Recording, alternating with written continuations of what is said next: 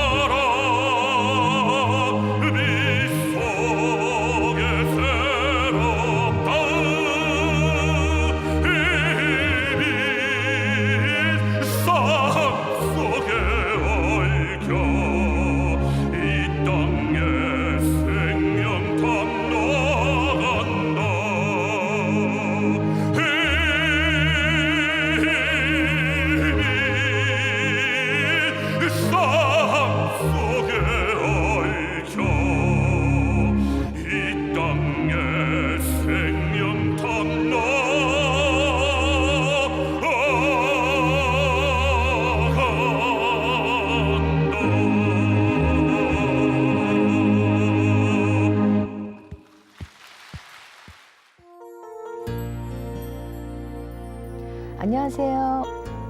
7교구 최문숙 집사입니다. 하나님께 모든 것을 내려놓고 나아가고자 했지만 끝까지 제가 움켜쥐고 있는 것이 있었습니다. 그것은 바로 자녀 문제였습니다. 무엇이든 노력하면 안 되는 것이 없다는 신념으로 아이에게 온갖 인간적인 노력을 쏟았지만 남들보다 일찍 사춘기가 온 아이는 노력을 하면 할수록 제 생각과 달리 엇나가기만 했습니다. 아이와의 관계는 점점 안 좋아졌고 저는 점점 지쳐갔습니다. 끝이 보이지 않는 어둠의 터널을 지나는 것만 같았습니다. 이제는 이러다가는 정말 내가 살 수 없겠다 하는 마음까지 들었습니다. 결국 이 문제 또한 하나님께 철저히 내려놓고 믿음으로 나아가기로 했고 아이 성적을 보지 않기로 결단하며 아이를 붙들고 그 곁을 지키는 자리를 벗어나 전도의 사명을 붙들기 시작했습니다. 사명이 생명이고 사명이 축복이라는 목사님의 말씀과 찬양을 듣는 시간 은혜 주시는 하나님을 만날 수 있었습니다. 종일 전도를 다니니 아이와 부딪힐 시간도 없었습니다. 제 육신은 힘들었지만 제 안에 열정이 솟아 전도의 열매를 맺기 시작했습니다. 그리고 주일에는 코람데오 찬양단과 소년부 교사로 하나님이 허락하신 피난처에서 사명을 감당했습니다. 가장 놀라운 변화는 영혼을 바라보게 된 저의 시선으로 아이를 바라보게 되었다는 것입니다. 늘 아이를 판단하고 비난하기만 했던 제게 아이의 장점이 보이기 시작했고 우리 아이도 참 귀한 아이이며 하나님이 사랑하는 존재라는 것을 느끼게 되었습니다. 그리고 아이를 향한 하나님의 분명한 계획이 있음을 기대하기 시작했습니다. 전도 현장에서 만난 사람들 눈에는 그저 아이는 뒷전이고 전도에만 매달리는 무책임한 엄마였습니다. 하지만 이것이 가장 확실한 방법이라는 믿음이 있었기에 결코 굴하지 않았습니다. 하나님께서는 전도로 동역했던 박소연 집사님을 통해 자녀 문제로 먼저 만난 하나님의 간증을 듣게 하셨고 인내하면 반드시 문제가 해결될 것을 확신하게 하셨습니다. 중3이었던 아이의 고입 시기가 다가왔지만 그런 중에도 쉼없이 전도했습니다. 성적이 안 좋아 고등학교 진학이 큰 산이었지만 하나님이 주신 평안이 있었기에 학교 상담도 입시 설명회도 다니지 않았습니다. 믿음의 눈으로 굳건히 바라보자 하나님께서 하나님의 방법대로 길을 내고 계셨다는 것을 알게 되었습니다. 전도의 현장에서 만남의 축복을 허락하신 하나님은 처음엔 신설학교를 예비해 평안을 주시며 전도하게 하시더니 마침내는 하나님이 예비하신 학교로 인도하셨습니다. 그 방법이 너무나도 세밀하고 섬세하여 하나님의 인도하심이 그저 놀라울 뿐이었습니다. 그리고 아이는 아는 친구 하나도 없는 그곳에서 오히려 전과 달리 잘하고 싶다는 열정을 갖기 시작했습니다. 그 변화는 정말 놀라울 정도였습니다. 학교의 일에 적극적이 된 아이는 선도부가 되어 제가 깨우기도 전에 일어나 부지런히 학교를 향했습니다. 그리고 학교 멘토링 제도를 통해 경찰관이라는 꿈을 구체화하기 시작했습니다. 본인이 스스로 경찰서를 찾아가 봉사하는 방법을 물어볼 정도로 꿈을 꾸며 달려가는 아이가 되었습니다. 또한 제가 소년부 봉사를 통해 가르쳤던 아이가 이제는 저의 딸의 학교 선배가 되어 든든한 지원군이 되었고 예비하신 학교 선생님을 통해 큰 도움의 손길을 얻고 있습니다.